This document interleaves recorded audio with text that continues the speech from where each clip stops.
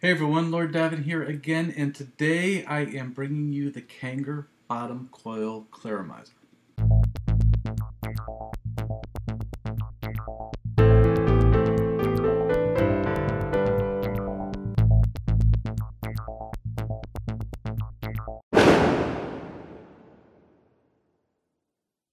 So the Kanger bottom coil Clearomizer is a 1.2 ml Clearomizer. That's 2.2 to 2.4 ohms. It is a bottom coil Clearomizer, which means that the juice comes into the bottom. It gets heated up there, and then it comes up the tube. It's also ego threaded. And what I mean by that is it has threading on the outside skirting, not on the inside post. So if you have a device, and I'm using the VMAX to show you, that has just a 510 threading, you're going to need one of these. And this is a 510 to ego adapter. You screw that onto your device, and then you can place this device, this item on top of your device.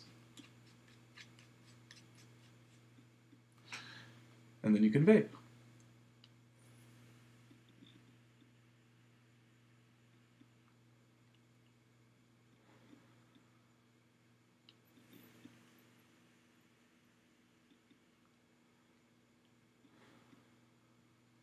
It's a very good vape. Now I have this VMAX set to 3 ohms, so we're going to take it to all this clicking I'm doing.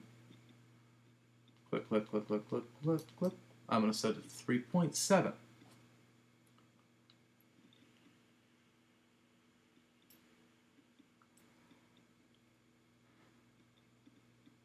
Still a good vape. The Kanger Bottom Coil Clearomizer probably has one of the best flavors in a Clearomizer that I have had in any of the ones that I've tested. That's not to say this is the greatest product in the world, because it does have its flaws. So we're going to go over the bad, and then we'll get into the good. The bad, it's a 1.2 ml Clearomizer. It's in a much larger shell, but you can only fill it to 1.2 ml. Second, I can't seem to fill these things without juice coming out. I've had them for a couple of weeks, and I just haven't figured out how to fill this without juice coming out. It's not much, but it's enough to be annoying. As well, the build quality on this isn't the greatest in the world. If you take a look at where my finger is, there's some smearing of glue in different areas of this Clearomizer. There's some more, and it's kind of just shoddy quality control. Now, it hasn't affected any of the units that I've used, but they all have some type of quality issue.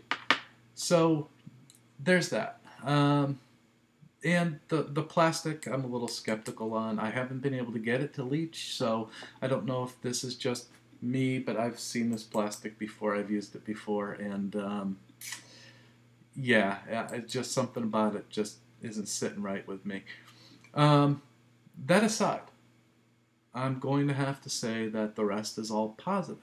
And the biggest positive about this is, as with most bottom coils, you have to fill them upside down and inject them with a needle.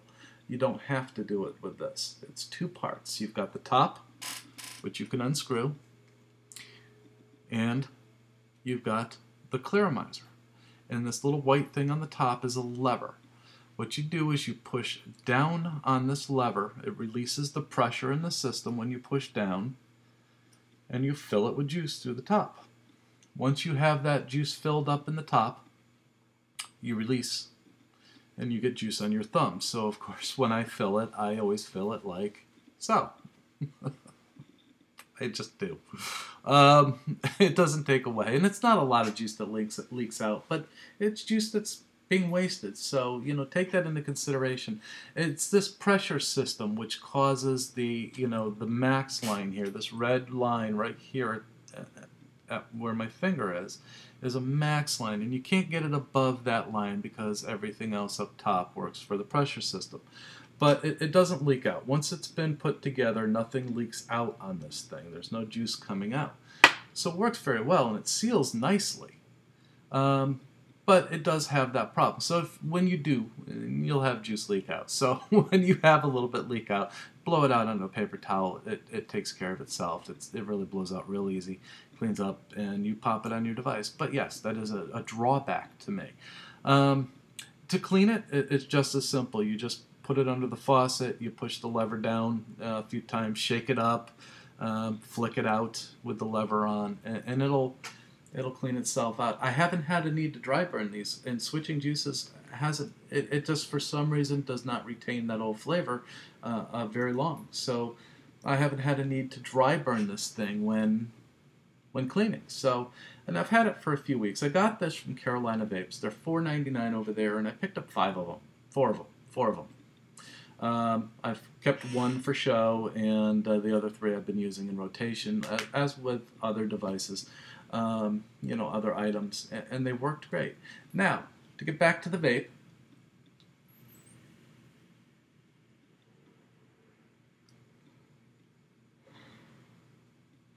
unlike the other bottom coil Clearomizers, this is a warmer vape. Now, it's not E2 style warm, because those have the coil at the top, so it heats it up top and it, just comes straight out. Whereas this has to travel through all this juice, which cools it down as it comes up the tube and out. So it is a cooler vape, but not cooler like the CE3XL cooler. It is cooler like just putting a CE2 on something that's very low voltage. They have cooler vapes. But it is a warmer style cooler vape, if you can get my meaning. I don't think you do. You're just all looking at me like, what? It is what it is. It's a very good Clearomizer. I mean, quality issues aside, my paranoia of this tube material aside, and I think it's actually pretty good. Now, other places are picking this up, but it's inexpensive. It is a good vape. It's actually a great vape. I really like it. I really like this. This ends my reign of Kanger products. I did get a lot of them. I've reviewed them all, and Kanger has really just turned into a great company to me. I really look forward to seeing what they have out next. I am out of new Kanger products. I do hope to get some more in, so I can keep reviewing these great products from Kanger. I would really love to talk to Kanger and just tell them great job, because I think they have just done fantastic. This is the Kanger bottom coil Clearomizer. Some places are calling them a T1, other places are calling them a T0. Either way, it is the Kanger bottom coil Clearomizer to us, and it's a good vape. It's only 1.2 ml, but still a good vape.